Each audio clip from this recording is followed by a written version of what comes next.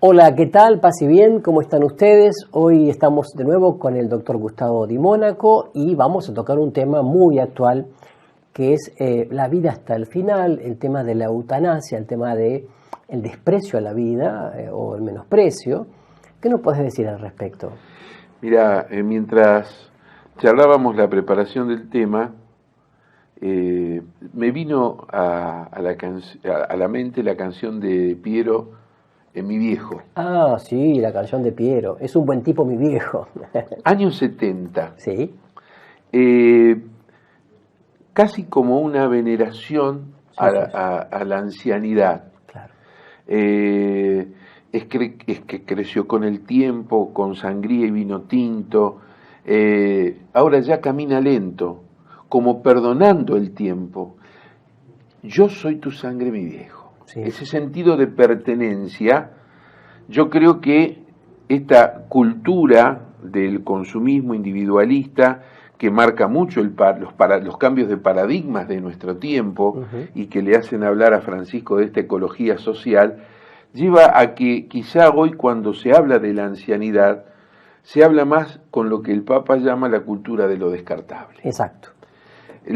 Honrar las canas, vos escuchás los tangos, por ejemplo, el amor A la a vieja, la vieja, claro. a la viejita, esa veneración por la madre, y después vos decís, hoy, 60, 50 años después de que el poeta pensó eso, una realidad donde muchas madres están archivadas porque resultan incómodas en el contexto cultural de muchas personas, no de todas, por supuesto, y gracias a Dios. Claro. Es decir, hay personas que realmente dan hasta su mayor esfuerzo por sostener a quien dio la vida y por quien llegaron ellos a ese punto de Y que vida. además provoca una alegría interior muy grande. Pero en esto que vemos, en el fondo, tiene que ver con lo que charlamos en cápsulas anteriores. Este derecho humano, ¿no? Que no se reconoce desde la concepción de la persona y por supuesto entonces tampoco se reconoce cuando la persona ya no es útil para la producción o no es útil para su entorno, sus hijos o sus nietos, ¿me explico? Entonces ese concepto individualista, bueno, ya que se deje de embromar, nosotros digamos otra palabra, y bueno, y que se quede rinconada en su casa o en una casa de ancianos o en un geriátrico, ¿no? Yo realmente creo que estamos viviendo en este momento una crisis muy grande con esta cultura narcisista que nos genera el hecho de hacer un culto al cuerpo, a la imagen Sí, la y a cultura del todo. espejo, diría La Francisco. cultura, sí, claro. Ujú, Y cuando vos te enfrentás al límite de lo humano, sí.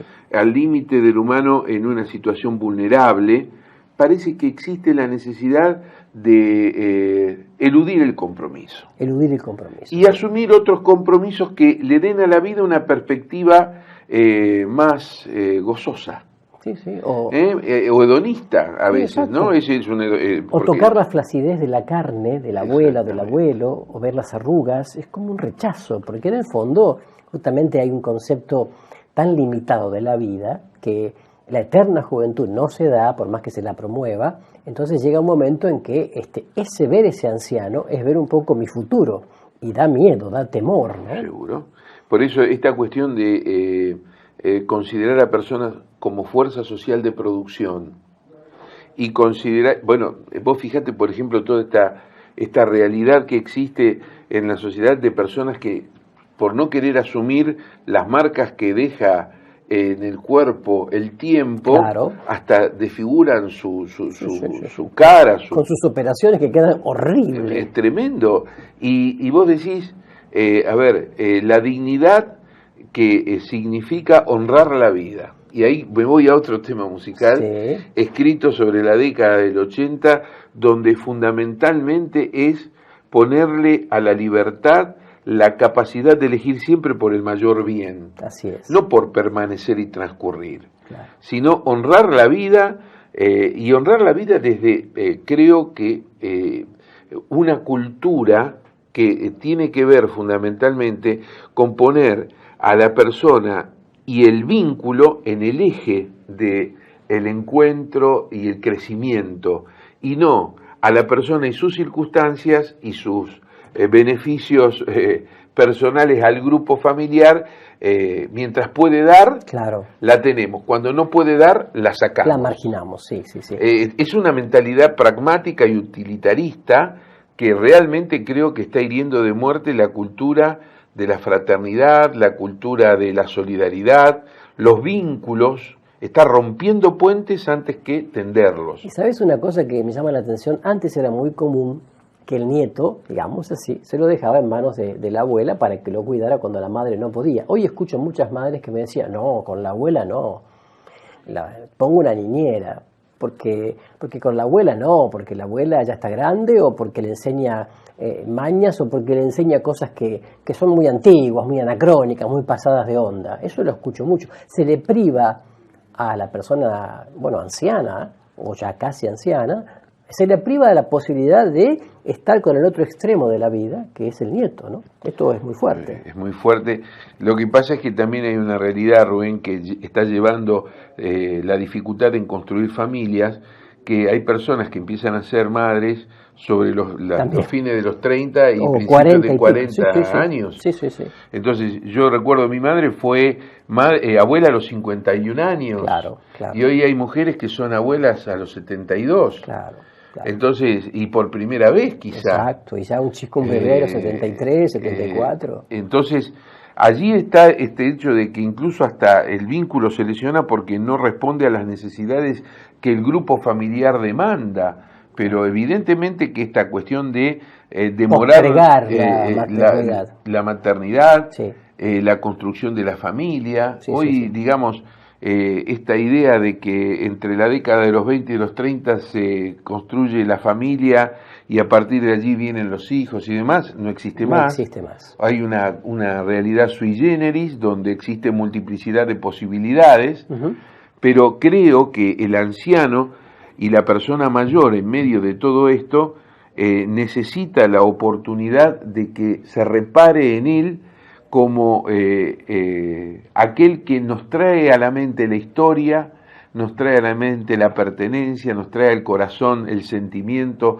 nos trae la alegría de la continuidad en el tiempo, así es, la fuerza de la ternura. Yo creo que lo que el Papa propone, la revolución de la ternura, es esta capacidad de conmovernos y ablandarnos frente al otro antes de pensar una solución utilitarista y pragmática que nos libere de las inclemencias de la ancianidad. Claro, sí. De allí a que en muchos países ya que se creen dueños de la vida de la gente, la eutanasia se está planteando como una opción legal.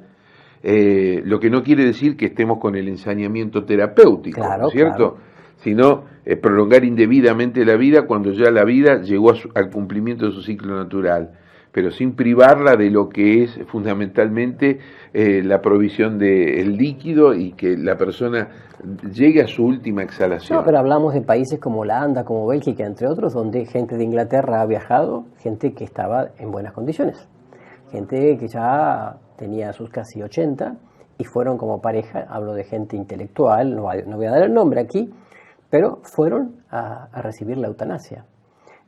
Y no le dijeron a sus familiares, a sus amigos, sino que fueron, se internaron y después la clínica avisó, por supuesto con documentos y todo eso. Entonces fueron a recibir la eutanasia. ¿Por qué? Porque habían llegado a un momento de la vida en que se sentían decrépitos, o quizás por la solitariedad y la angustia que provoca esto, y quisieron desaparecer de este mundo. Una visión muy inmanente, muy pragmática de la vida misma, y hablo de gente que además tenía cualidades artísticas excepcionales. Pero bueno, entonces hay también una visión tan inmanente, tan limitada del horizonte de la vida que lleva a decir, bueno, ya llegué a un ciclo vital donde evidentemente quizás comience con achaques muy fuertes o enfermedades que me van a molestar, entonces prefiero desaparecer. Evidentemente eso es fruto de una angustia, ¿no? Lo que llamaba Sartre ese nous, esa angustia existencial, ¿no? Ese no tener un sentido para vivir. Y por eso la muerte es la última evasión, la última alienación. La obsesión por tener el control. Exactamente. Bueno, nosotros esperemos llegar a, si el Señor quiere, a la ancianidad, ojalá, contenidos. Ante todo por el amor incondicional de Dios, ¿no? Y abiertos a lo trascendente. Exactamente. Bueno, que el Señor nos dé esa gracia. Gracias, Gustavo. Y nos despedimos entonces de ustedes. También gracias por haber estado allí.